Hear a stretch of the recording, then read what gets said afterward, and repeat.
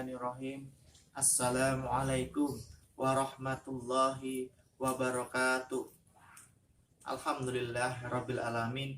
Untuk anak-anakku semuanya kelas 5 program khusus di hari Selasa tanggal 26 Januari 2021 ini, Pak Rahmat akan memberikan mata pelajaran bahasa Indonesia. Yang sebelumnya Pak Rahmat sudah memberikan mata pelajaran IPS. Untuk minggu ini Pak Rahmat akan memberikan mata pelajaran bahasa Indonesia.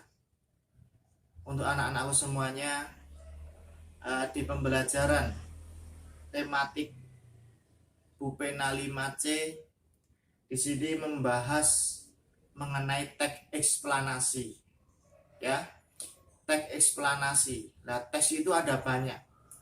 Ada teks narasi, teks eksposisi, teks deskripsi, dan teks eksplanasi. Nah, di kesempatan ini Pak Rahmat akan menjabarkan sedikit mengenai teks eksplanasi yang nanti anak-anak saya kasih tugas di akhir penjabaran materi ini. Nah, untuk anak-anakku semuanya, teks eksplanasi itu apa? Ya, teks eksplanasi itu apa? Itu ada di halaman pertama. Memahami teks eksplanasi itu apa?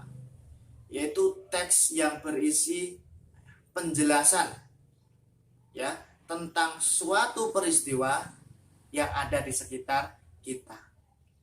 Seperti fenomena alam, fenomena sosial ataupun budaya. Itu yang disebut teks eksplanasi. Apa? Teks yang menjelaskan peristiwa-peristiwa yang ada di sekitar kita.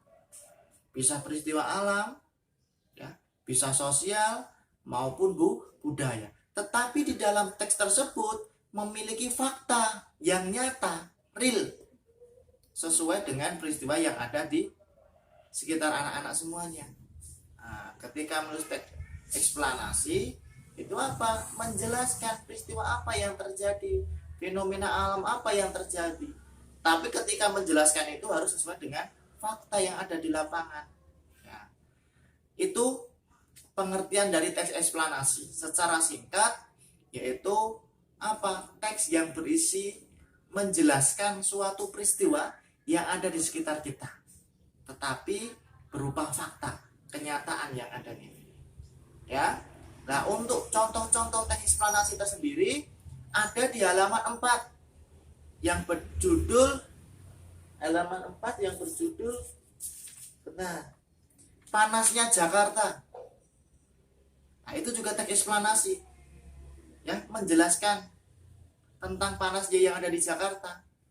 Contoh lain lagi di halaman 12 tentang desa terdingin di dunia.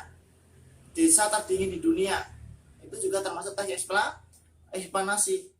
Contoh lain lagi di halaman 16 ya, beruang ya, itu ada beruang kutub terancam kehilangan habitatnya. Itu juga termasuk dengan teks eksplanasi. Seperti itu. Secara singkatnya teks eksplanasi seperti itu tadi. Nah, di dalam teks itu ya pasti ada kata kuncinya. Nah, di bawah ya, di halaman pertama itu ada menentukan kata-kata kunci. Apa itu dengan kata kunci? Ya, kata kunci adalah kata-kata yang penting atau kata-kata yang sering muncul di dalam suatu teks. Ya, kata-kata itu sangat penting sekali sehingga kata-kata itu sering muncul. Nah, itu yang disebut dengan kata kunci. Kata kunci juga bisa disebut dengan gagasan penting. Ya, ketika kata kunci itu tidak ada, semua tidak berarti. Nah, itu ketika kata-kata itu tidak ada ya, dalam teks itu nggak bisa dimaknai. Nah, itu yang disebut dengan kata kunci. Apa? Kata-kata yang terpenting, atau bisa kita cari kata-kata yang sering muncul. Nah, itu disebut dengan kata kunci, anak-anakku semua. Nah, contoh kata kuncinya apa? Ya, ini di halaman pertama. Nah, ini ada halaman pertama, ini ada bacaan di anak-anak. Kalor merupakan salah satu bentuk energi yang dapat berpindah dari benda bersuhu lebih tinggi dan lain sebagainya. Seperti itu. Nah, kita cari kata kuncinya apa? Nah, kata kuncinya yang ada di sini adalah kalor dan suhu. Nah, kalor dan suhu. Kenapa? Karena kalor itu adalah kata yang sangat penting untuk menjelaskan dalam teks tersebut. Seperti itu. Nah, itu yang disebut dengan kata kunci. Nah, Pak Rahmat sebelumnya di kelas 4 PK, di semester 1 juga sering menjelaskan yang disebut dengan pokok pikiran, gagasan utama, gagasan pokok. Pak Rahmat sudah menjelaskan. Ya, kalau ilmu barunya tadi apa? Tentang eksplanasi dan kata kunci. Ya, kalau pokok pikiran, gagasan utama, kemudian gagasan pokok itu sudah sering Pak Rahmat bahas di kelas. Ya, kata eksplanasi sama kata kunci memang materi baru untuk anak-anak semuanya. Lah, gagasan pokok atau pokok pikiran itu apa? Gagasan pokok atau pokok pikiran itu adalah inti dalam sebuah paragraf. Ya, inti dalam sebuah paragraf. Di paragraf pertama, inti dari sebuah cerita itu apa tau? Poin pentingnya apa tau? Nah, poin penting itu biasanya ada di kalimat utama. Ya, berada di kalimat utama. Jadi tidak mungkin ada di kalimat penjelas. Nah, gagasan pokok atau pokok pikiran atau ide pokok itu biasanya berada di kalimat utama. Nah, itu bisa mencari pokok pikiran. Seperti itu untuk anak-anakku semuanya. Singkat saja materi hari ini mengenai teks eksplanasi adalah suatu peristiwa ya yang ada di sekitar kita, bisa berupa fenomena alam, sosial atau budaya, tetapi dijabarkan sesuai dengan fakta kenyataan. Itu teks eksplanasi. Yang kedua, kata kunci. Kata kunci adalah kata-kata yang sering muncul atau kata-kata yang sangat penting. Apabila kata-kata itu tidak ada, sehingga dalam teks itu tidak bermakna. Seperti itu.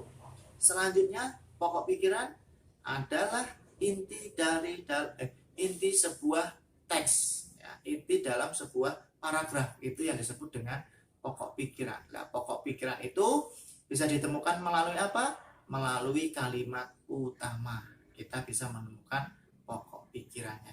Itu aja dari Pak Rahmat mengenai mata pelajaran bahasa Indonesia.